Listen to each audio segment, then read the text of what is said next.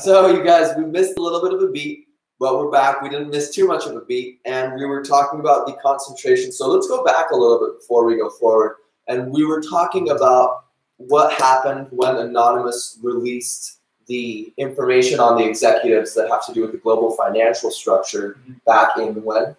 February 4th, 2013. So start from there. I'll do it on the move. Okay. Let's start from there. So February 4th, aloha world.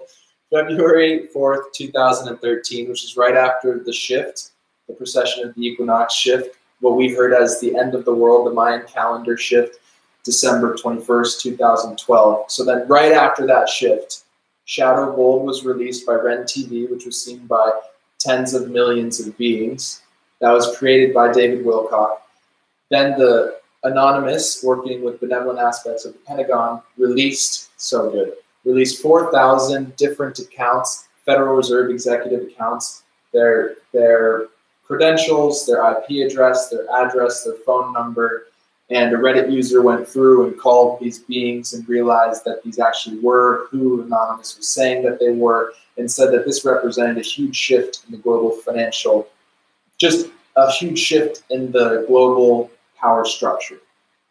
So then 24 days after that hack and release, the Pentagon, not the Pentagon, the Vatican, for the first time in 600 years, Pope Benedict, he resigned, and it's the first time that a Pope has resigned in 600 years. So Pope Benedict XVI stepped down, and then the Vatican dome got struck by lightning, which signifies universal, pure consciousness energy interfering in our daily lives to uproot corruption, even on the highest levels of banking, finance, government, politics, education, think tanks.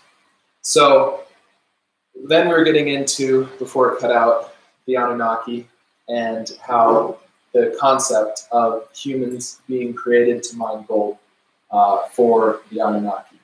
And on a deeper level, our spirit agreed to come into the experience because we're not victims of the Anunnaki. We agreed to do this so that we could all evolve together, so that we could all evolve into one interconnected flow. And so this goes back all the way to wars between Lyra and the Draco Federation, the Orion Federation of Draco reptilians. So the Lyrans were these lion-like humanoid beings living in the Lyran constellation, and 3 of their planets were destroyed by the Draco Federation. And this was millions of years ago, which I realized that that's difficult to perceive how we could have any information about it, but the indigenous of our planet have kept the star knowledge, and it's one of the reasons why Empire and the colonizing energy has been so focused on exterminating the indigenous perspective, because they hold this star knowledge. Wow, okay. And so Maldek was destroyed. Maldek was just outside of Mars, and that planet got blown up, and now it's the asteroid belt. Okay. And so that was blown up, I believe, by the reptilian energy. And so there's been this galactic war in energy. So the human template was created. We have the reptilian brain. We have the mammalian brain. Now we have this higher brain that we can evolve through evolution.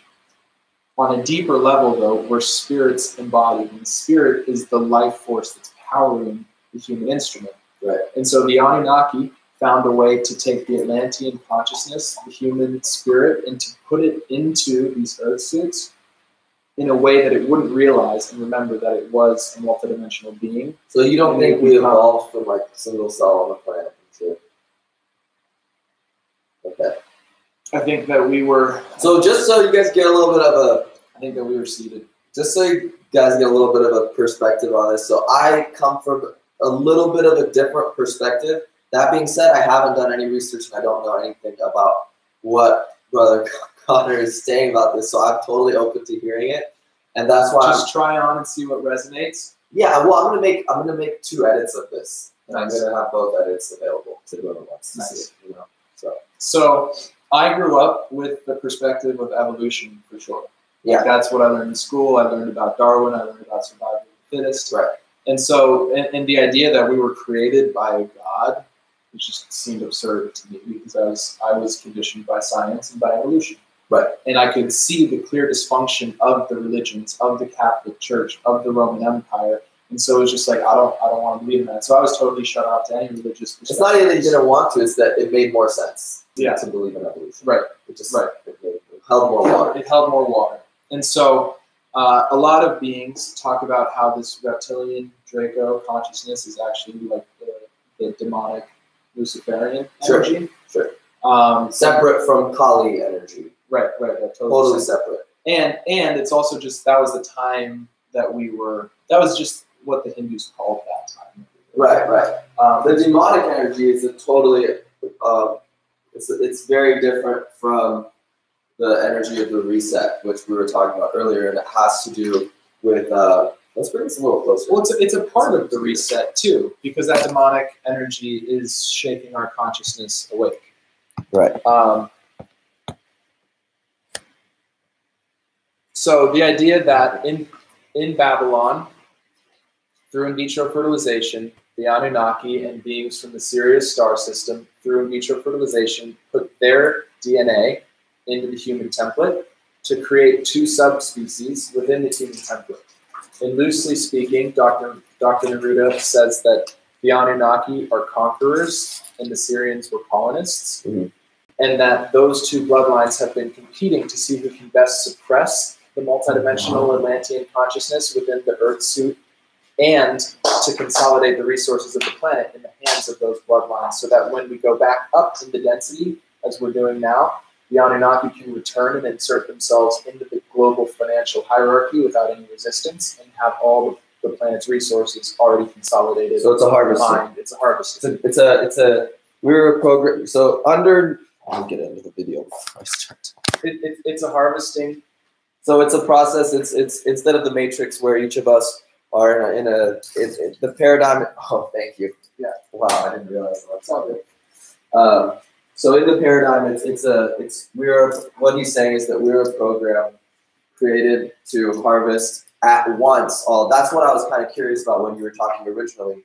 Was what was the point of it all? Because we're not really we're accumulating gold and we're bringing gold into concentrated areas, Fort Knox or whatever. But I was wondering what Fort Knox actually only has $180 billion of gold. They barely have any gold. So who has all of it? I would say the Vatican Bank, the Bank of International Settlements, and then the dragon families of Asia have held trillions of dollars of gold since the Silk Road days. Oh, Asia. Yeah, and they're ready to replace the Western fiat fraudulent Federal Reserve system with a resource-backed economy. And they were just waiting for us to realize how fraudulent this system was.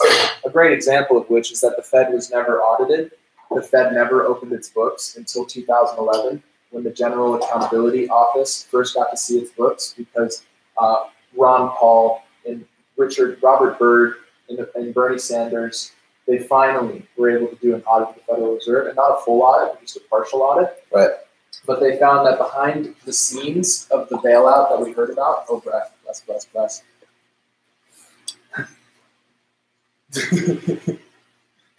What do you think? Well, you can go. Stop off. Oh, it's been open. I was like, what is he doing? I don't know. Oh, aloha. This is my friend Connor. Hi.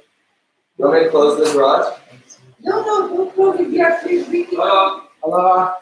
So we're streaming a video and we can pause it if you guys want. Let's pause. You want to pause?